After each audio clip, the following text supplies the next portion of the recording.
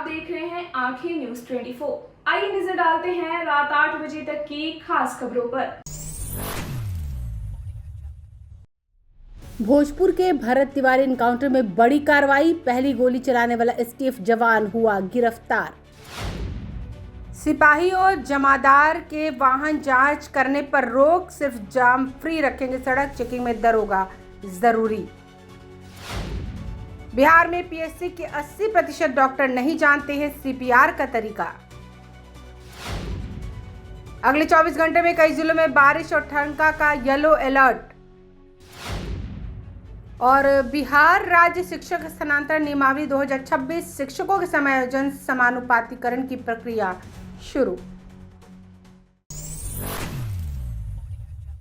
भोजपुर के बिलौटी में चर्चित भरत भूषण तिवारी एनकाउंटर मामले में जांच के दौरान बड़ी कार्रवाई करते हुए गोली चलाने के आरोपी एसटीएफ जवान अक्षय कुमार को गिरफ्तार कर लिया गया है।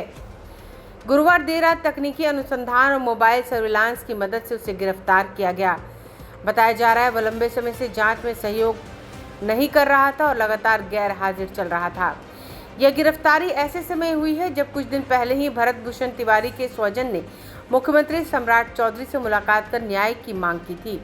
मुख्यमंत्री ने परिवार को निष्पक्ष जांच और दोषियों के खिलाफ कार्रवाई का भरोसा दिया था। परिवार का कहना है कि यह गिरफ्तारी उसी दिशा में एक महत्वपूर्ण कदम है। भरत भूषण तिवारी के भाई चंदन तिवारी ने गिरफ्तारी के बाद कहा कि उन्होंने अपनी आंखों से एसटीएफ जवान अक्षय कुमार को पहली गोली चलाते देखा था। उनका आरोप है कि भरत ने हथियार फेंक दिया था और आत्मसमर्पण कर दिया था, इसके बावजूद उस पर गोली चलाई गई। चंदन तिवारी का कहना है कि इस घटना के समय मौजूद लोगों ने यही देखा था कि पहली गोली अक्षय कुमार ने चलाई थी। परिवार शुरू से इसी जवान के खिलाफ कार्रवाई की मांग कर रहा था। भरत भूषण तिवारी का 17 जून को भोजपुर के बिलौटी में एसटीएफ के साथ हुई कार्रवाई के दौरान एनकाउंटर हो गया था। गंभीर रूप से घायल भरत को इलाज के लिए अस्पताल में भर्ती कराया गया, जहां बाद में उसकी मौत हो गई। घटना के बाद से ही एनकाउंटर को लेकर कई सवाल उठे। स्वजन का आरोप था कि भरत ने हथियार फेंककर आत्मसमर्पण कर दिया था, लेकिन इसके बावजूद उस समय गोली चलाई गई। इसी आरोप को लेकर पूरे मामले की निष्पक्ष जांच की मांग लगातार की जा रही है। सूत्रों के अनुसार जांच एजेंसियों ने अक्षय कुमार को कई बार पूछताछ के लिए बुलाया था, लेकिन वह लगातार अनुपस्थित रहा। जांच में सहयोग नहीं करने के कारण उसकी तलाश तेज हो गई। इसके बाद तकनीकी अनुसंधान और मोबाइल सर्विलांस के जरिए उसकी लोकेशन का पता लगाकर गुरुवार देर रात उसे गिरफ्तार कर लिया गया। अब जांच एजेंसियां उसके घटना के हर पहलू पर पूछताछ करेगी। यह भी जांच की जाएगी कि गोली चलाने की परिस्थितियां क्या थी और क्या एसटीएफ की कार्रवाई निर्धारित नियमों के अनुरूप थी। 24 जुलाई को भरत भूषण तिवारी के स्वजन ने मुख्यमंत्री सम्राट चौधरी से मुलाकात कर पूरे घटनाक्रम की जानकारी दी थी। उन्होंने निष्पक्ष जांच और दोषियों पर कार्रवाई की मांग रखी थी।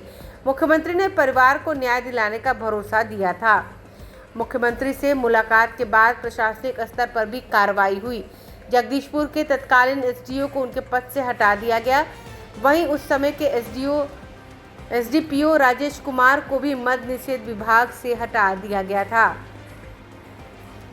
भरत भूषण तिवारी एनकाउंटर मामले की जांच हाईकोर्ट के सेवानिवृत्त न्यायाधीश की अध्यक्षता में गठित न्यायिक आयोग कर रहा था। आयोग पूरे घटनाक्रम की गहन पड़ताल कर रहा था।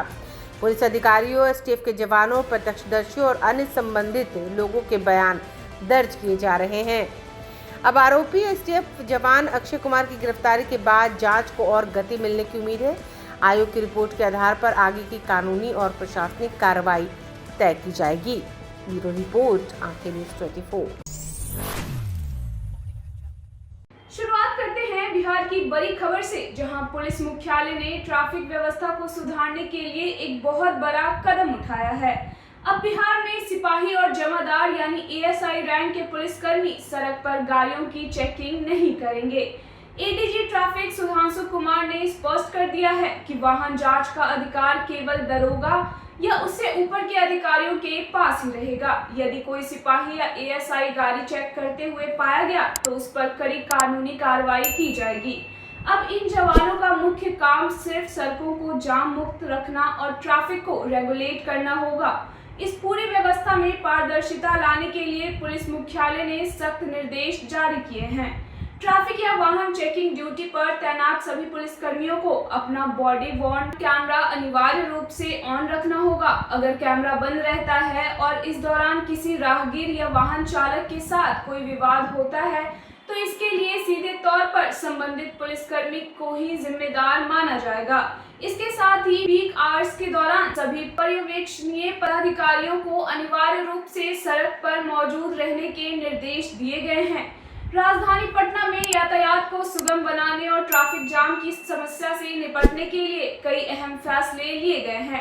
अब केवल एक निश्चित पॉइंट की जगह पूरा स्ट्रेच बनाकर ट्रैफिक पुलिस कर्मियों की तैनाती की जा रही है ताकि निर्धारित क्षेत्र में ट्रैफिक को पूरी तरह सुचारू रखा जा सके और जिम्मेदारी तय की जा सके। ट्रैफिक को बेहतर बनाए रखने, सड़कों को वन वे करने, अतिक्रमण हटाने और नो पार्किंग जोन तय करने के लिए ट्रैफिक पुलिस द्वारा संबंधित एजेंसियों को जरूरी सुझाव भी दिए जा रहे हैं। पुलिस मुख्यालय की सख्ती से उम्मीद है कि सड़क पर आम जनता को होने वाली परेशानियों से राहत मिलेगी और ट्रैफिक व्यवस्था में सुधार आएगा। डिजी लॉकर के माध्यम से यदि इलेक्ट्रॉनिक दस्तावेज दिखाए जाते हैं तो उनको भी प्रॉपर मान्यता दी जाए। इसके अलावा जो पर्यवेक्षी रैंक के पदाधिकारी हैं, जैसे इंस्पेक्टर हुए या डीएसपी रैंक के पदाधिकारी हुए या एसपी हुए, उनको भी कतिपय डायरेक्शन दिए गए हैं। खास करके जो हमारे कर्मी हैं उनकी वर्दी वगैरह सही तरीके से हो, ड्यूटी पर अलर्टनेस हो। आमतौर पे जो है वो एक जगह कहीं कहीं गप करते दिखाई देते हैं या मोबाइल फ़ोन का इस्तेमाल करते दिखाई देते हैं। उस पर हम लोगों ने अंकुश लगाने का, कड़ाई से अंकुश लगाने का डायरेक्शन दिया है। और इस संबंध में जो है समय समय पर जो हमारा निरीक्षण दल निकलेगा वो भी इस बात पर लगातार ध्यान देगा। दूसरा डायरेक्शन उनको ये दिया गया है कि पीक ट्रैफिक आवर यानी सुबह का जो ऑफिस का काम समय होता है या स्कूल के छूटने का समय होता है या फिर ऑफिस से बाहर जाने का, घर जाने का जो समय होता है, उस समय में सभी पर्यवेक्षी पदाधिकारी अनिवार्य रूप से सड़क पर रहेंगे। ऑफिस में वो नहीं पाए जाने चाहिए। और इसके अलावा उनको ये डायरेक्शन दिया गया है कि जो हमारा ICCC है वहाँ पर कंट्रोल रूम के माध्यम से पूरे पटना की ट्रैफिक व्यवस्था का लगातार निगरानी होती रहे, ताकि कहीं कोई जाम की अवस्था यदि आती है तो वैसी परिस्थिति में जो QRT है या इस तरह का जो वहाँ के उस स्ट्रेच के जो पदाधिकारी हैं उनको वायरलेस के माध्यम से या मोबाइल के माध्यम से या QRT के माध्यम से उस पर तुरंत रश कराया जाए, ताकि जाम की अवस्था से हम लोग कुछ हद तक राहत मिल सके।